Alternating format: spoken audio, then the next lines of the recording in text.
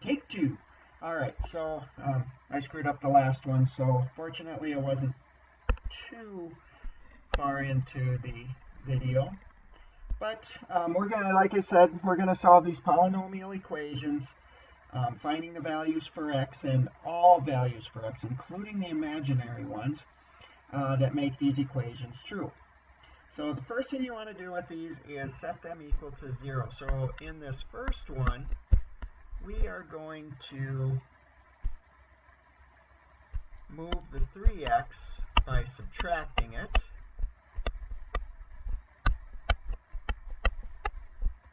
And then we're going to factor the left side of this equation.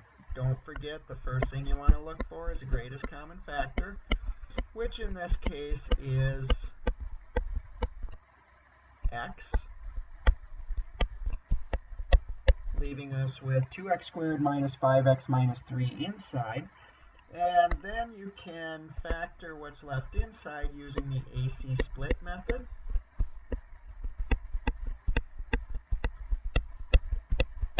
And factors of -6 that add up to -5 are -6 and 1. Group the first two, group the last two. We can factor out a 2x out of that first set, which leaves us with x minus 3. So we want x minus 3 in our second set of parentheses, and we arrive at that by factoring out a 1.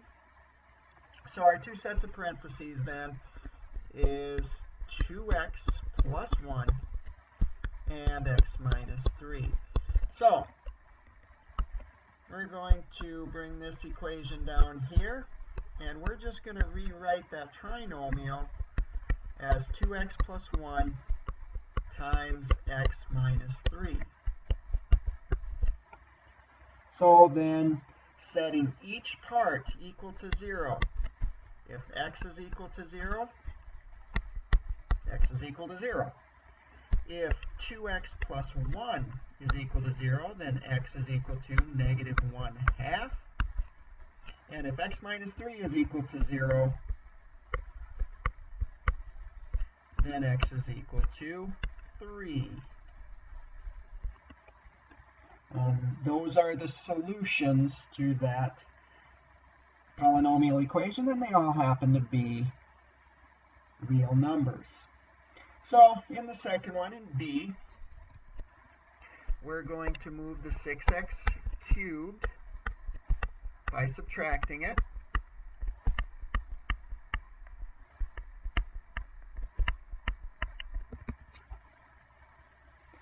And we're going to factor out a greatest common factor, which is 3x squared, which leaves us with x squared minus 2x plus 4,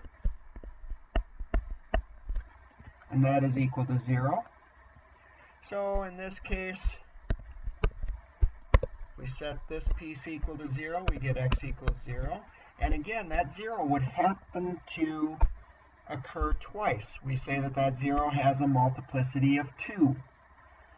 Okay, that occurs twice because of that exponent. Now, for this piece, there are no factors of 4 that add up to -2. So I'm going to, when solving this, use a method called completing the square. Okay, so when completing the square,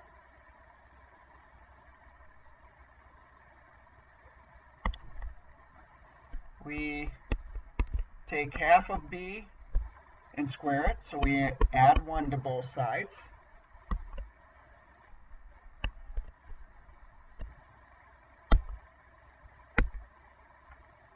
Okay, so to finish this completing the square, factors of 1 that add up to -2 are -1 and -1.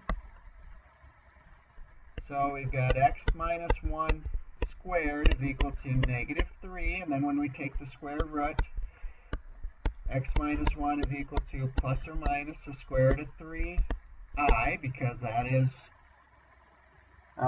what the square root of -3 is equal to. So then x is equal to 1 plus or minus the square root of 3i. So we have three solutions. Two of them turn out to be imaginary. So x is equal to 0. The other two are 1 plus the square root of 3i, and finally 1 minus the square root of 3i. So to keep trudging along, one thing that we can do in C is set both of those parts equal to 0. For example, x squared minus 1 equals 0, and x squared plus 4 equals 0. So when we solve each of these for x, we have x squared is equal to 1, and the square root of 1 is positive plus or minus 1. There are two square roots of 1. And the same thing for the second piece. X squared is equal to negative 4, but when we take the square root of negative 4 is plus or minus 2i. There are two square roots of negative 4, positive or negative. Now, you will notice that this one is actually a quartic. If we were to expand this out, our degree would be 4. And we have four solutions. 1, negative 1, 2i, and negative 2i. So those are the four solutions. In this next one, we would expect to have 5 solutions if we counted multiplicities. So in this next one, again, we set it equal to 0, keeping the highest degree term positive, so we'll keep the x to the 5th positive. Move the 5x to the 4th over by subtracting it, and moving the 2x cubed over by adding it. So, and that will be equal to 0. We factor out the greatest common factor, which in this case is x cubed, and we have x squared minus 5x plus 6. Factors of 6 that add up to negative 5 are negative 2 and negative 3. So setting this piece equal to 0, x cubed equals 0 means x is equal to 0, but that actually occurs 3 times because of this exponent of 3. So we say that this has a multiplicity of 3. Setting this piece equal to 0, if x minus 2 equals 0, then x equals 2. Setting this piece equal to 0, x is equal to 3 for our final solutions.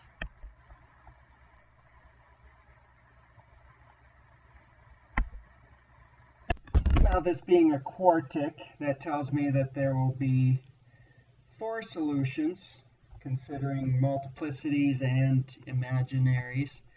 What I'm going to do for this one is set it equal to 0 first. So x to the 4th minus 3x squared minus 4 equals 0. And factors of negative 4 that add up to negative 3 are negative 4 and positive 1. Now notice that since it was x to the 4th and x squared, doing the AC method, we would end up with x squareds in those factors. So then, setting each piece equal to 0, and solving each one individually, if we have x squared equals 4, so x would be the square root of 4, which is plus or minus 2. And in this case, x squared is equal to negative 1, in which case square root of negative 1 is plus or minus I. So we have our 4 solutions, 2, negative 2, I, and negative I. 2 of those solutions are imaginary. So that means that this parabola only has those two x-intercepts, 2, 0, and negative 2, 0. Now, if we start delving into the cubes, and if you just take the cube root of both sides here, like we've done with the squares, we're missing a couple of roots to this equation and a couple of solutions. So what we're going to do for this one is we're going to set it equal to 0, and then we're going to use that difference of 2 cube factoring that we did on the factoring packet. So cube root of x cubed is x, cube root of 1 is 1. And remember, the second trinomial that we get from there goes squared, product, squared. So we have x squared, x, and 1. And the signs always go same, opposite, plus. So, solving this one, if x minus 1 was equal to 0, then x would equal 1. Now, in the case of the second one, if x squared plus x plus 1 was equal to 0, we could try to factor that farther, but there are no factors of 1 that add up to 1. And I wouldn't complete the square for this one because even though a is 1, b is not even. So then I would use the quadratic formula to solve this one. The opposite of b over 2 times a plus or minus the square root of b squared minus 4 times a times c. A is 1 and c is 1. All over 2 times a. So negative 1/2 plus or minus the square root. Now we'd end up with the square root of negative 3 in here, so square root of 3i over 2. And there are our other two solutions. Negative 1/2 plus the square root of 3 over 2i, and negative 3 minus the square root of 3 over 2i. So there are our three solutions. So had we just taken the cube root of both sides here, we would have found all the real solutions, but we would have missed the two imaginary solutions to that equation. So if you end up with a cubic like that, make sure you are factoring both sides. Or make sure you factor that left side using the sum or difference of 2 cubes. Now in this case, we'll do the same thing in the case of g, where we have 2x cubed plus 54 equals 0. And again, greatest common factor. Don't forget to look for that greatest common factor. So now we have a sum of 2 cubes left to factor. Cube root of x cubed is x. Cube root of 27 is 3. So then our second set of parentheses is going to be the square of x, the product of x and 3, and the square of 3. And the signs always follow the pattern of same, opposite, plus. Now, setting each part equal to 0, 2 is never equal to 0, so we can kind of ignore that.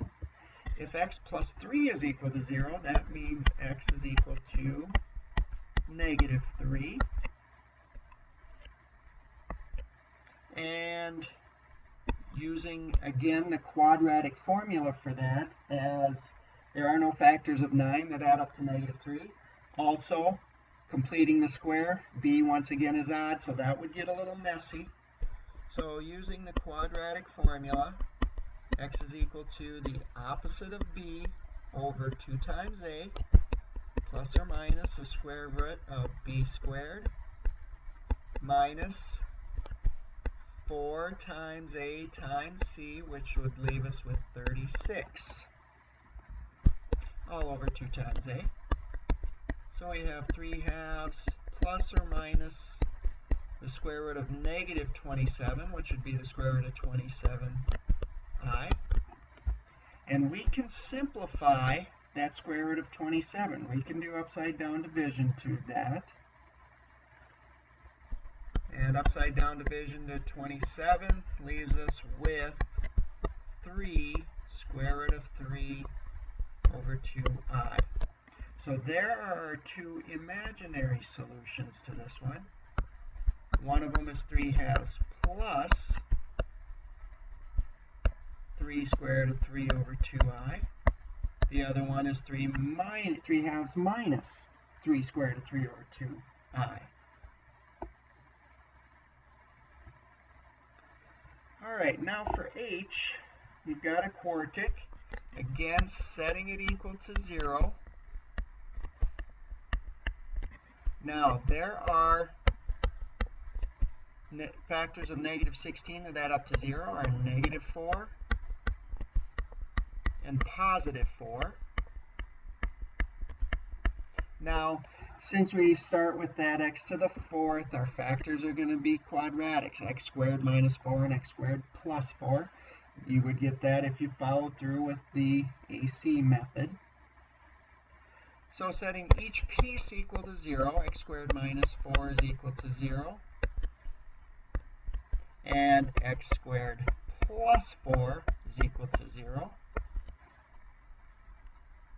So we have x squared is equal to 4, and x squared is equal to negative 4. Then we take the square roots.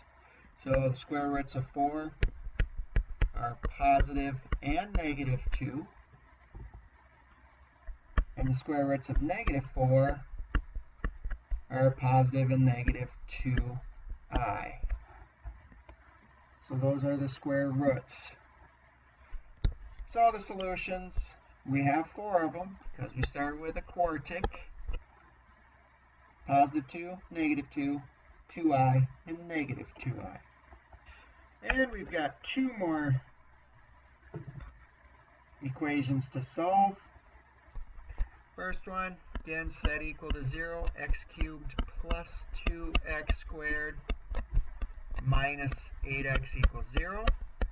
Don't forget to factor out that greatest common factor, which in this case is x. So we're left with x squared minus 2x, plus 2x minus 8 equals 0. And factoring, factors of negative 8 that add up to 2 are positive 4 and negative 2. So setting each piece equal to 0, x equals 0. If x plus 4 equals 0, then x is negative 4. And if x minus 2 is 0, x would be 2. Now in J, we will be doing some distributing and solving that way after I get rid of the stray mark. So we have x cubed plus 8x on the left and 8x plus 8 on the right. Setting it equal to 0, we have x cubed. The 8x's will cancel. Minus 8 is equal to 0. So now we are factoring x cubed minus 8 by taking the cube roots. And the second set of parentheses is the square of x, product of x and 2,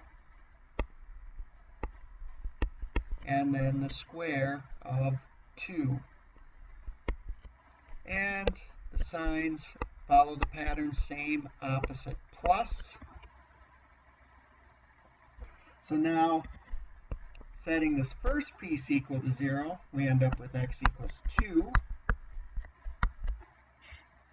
And setting the second piece equal to 0, there are no factors of 4 that add up to 2. But for this one, completing the square actually works kind of nice because a is 1 and b is even.